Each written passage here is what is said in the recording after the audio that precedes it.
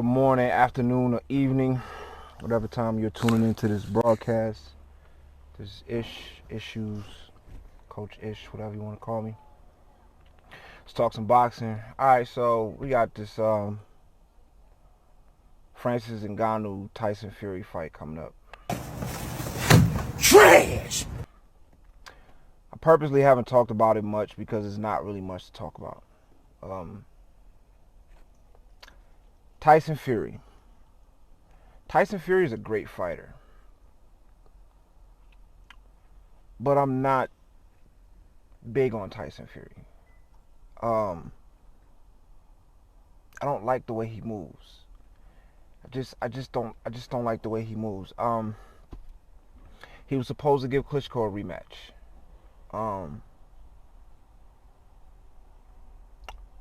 In my opinion, he faked an injury and then popped dirty, which was an interesting way of getting out of that fight for that rematch.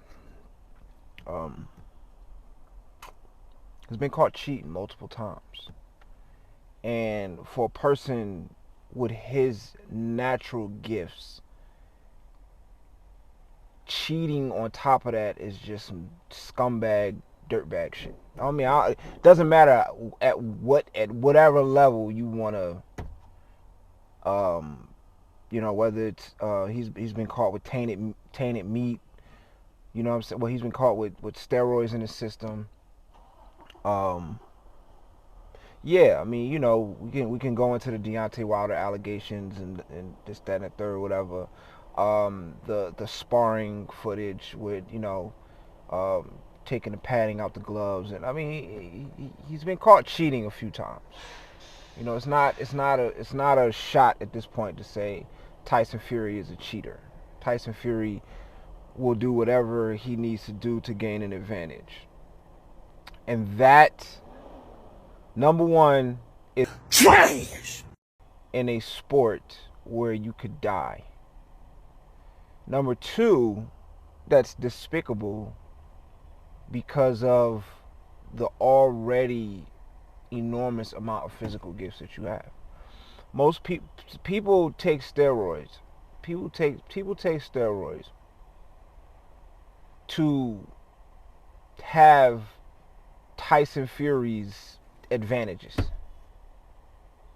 He is 6 feet 9 inches tall. He has like a 75-inch arm reach. 74, I can't remember. It's up there, 70 something. He has ridiculously long arms. He's 6'9". He's the size of a professional basketball player. You don't see many boxers. There's not many boxers in the history of the sport, that are high level, that are 6'9". You know what I'm saying? That are the size of basketball players. I mean, Muhammad Ali was on the big side and he was 6'4". Klitschko was on the tall side, and he was 6'3". Tyson Fury's a big dude, 6'9", 300 something pounds, close to 300 pounds, somewhere around 300 pounds most of his career. It's a lot of weight.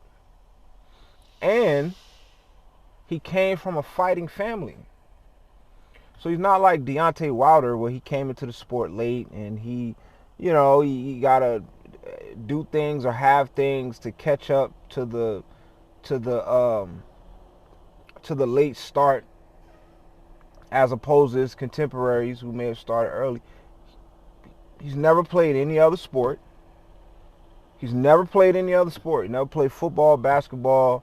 Since he was born, he was literally born to be a fighter. His father named him Tyson with the express purpose of him being a fighter. His father was a fighter. His uncle was a fighter. His family are fighters. In the ring, outside the ring. He comes from a fighting family. So coming from a fighting family is an advantage. It's an advantage. It's not a physical advantage. But if you come from a fighting family where boxing, principles and things. You started learning boxing before you were even physically able to participate. That's an advantage. People like Floyd Mayweather, Gary Russell and his brothers, and you know what I'm saying? You come from a fighting family, that's an advantage. You know what I mean? I come from a fighting family. I can attest to that.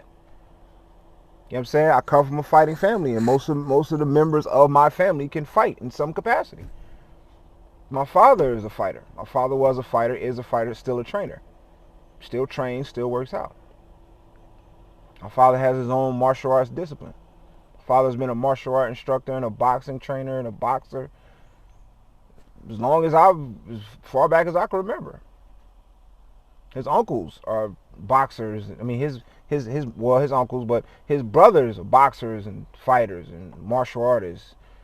His companions, his friends, you know what I mean? Most of the people that I call uncle growing up were fighters and trainers and martial artists and karate fighters and aikido practitioners and fencers and boxers and silat and Wing Chun and all, you know what I mean? I grew up, I come from a fighting family. So there's certain things when it comes to fighting that's just innate. It's just there. You know what I'm saying? So that's an advantage. Him being 6 feet 9 inches tall is an advantage. Him being 300 something pounds or close to 300 pounds, hovering somewhere around 300 pounds is an advantage. He has all the advantage, and then on top of that, he's gifted with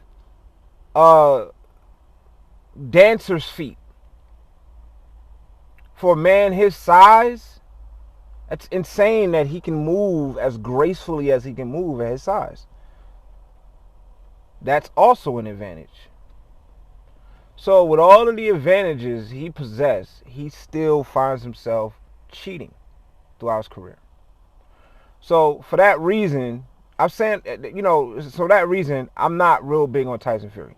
And to add on to that, I respect him. I think he's a tremendous boxer. I think he's a tremendous fighter. I think he's definitely should be on the pound for pound list. He's one of the best fighters in the sport, pound for pound, if not the best fighter in the sport, pound for pound.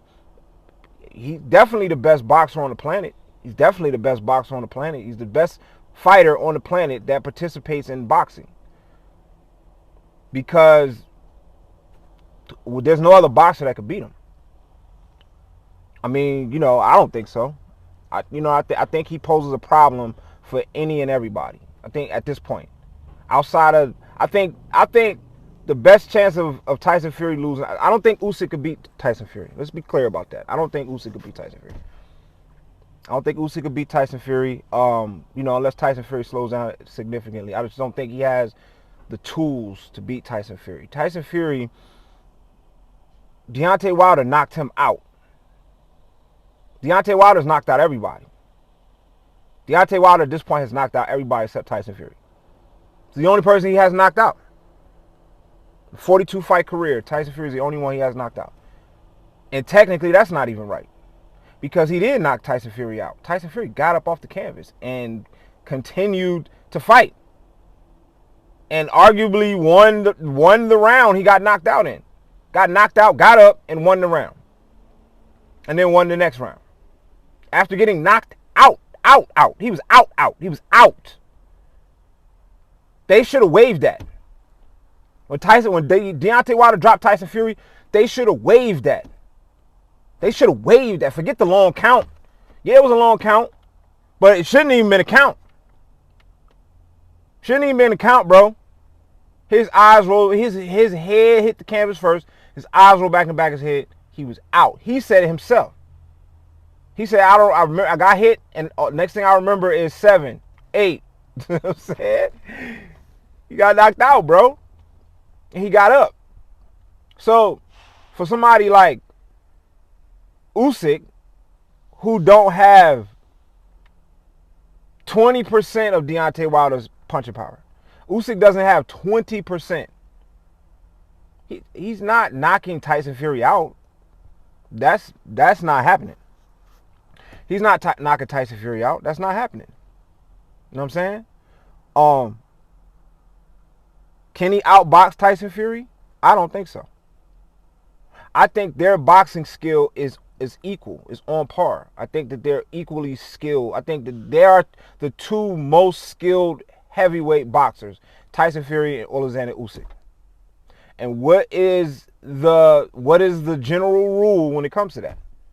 A skilled big man beats a skilled little man every single time. He just has too many natural advantages. Usyk is going to have to work harder to get to Tyson Fury. Tyson Fury is not going to have to work that hard to get to Usyk. He's going to have to work hard to keep Usyk off him. But that's not even going to be that hard. Because Tyson Fury got incredibly good footwork. So, one way or another, I don't see Usyk beating. I see Tyson Fury beating Usyk. Who else we got out there? Jared Anderson, forget about it.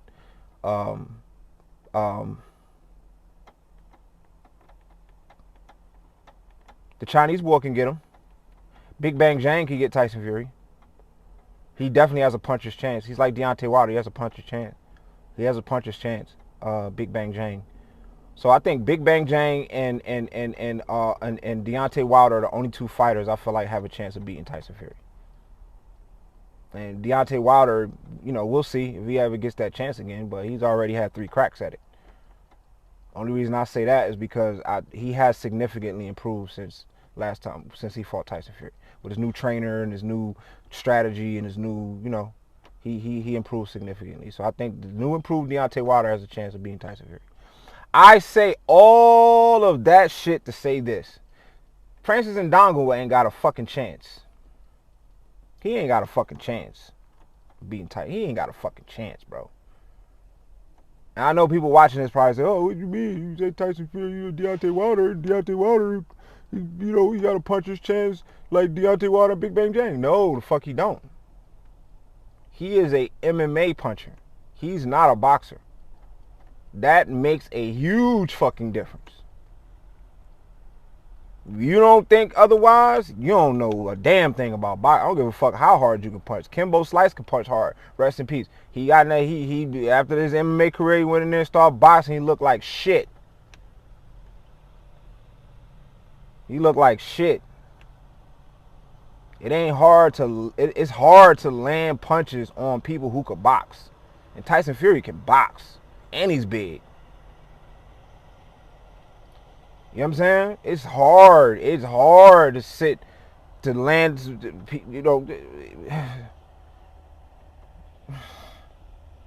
especially coming from MMA.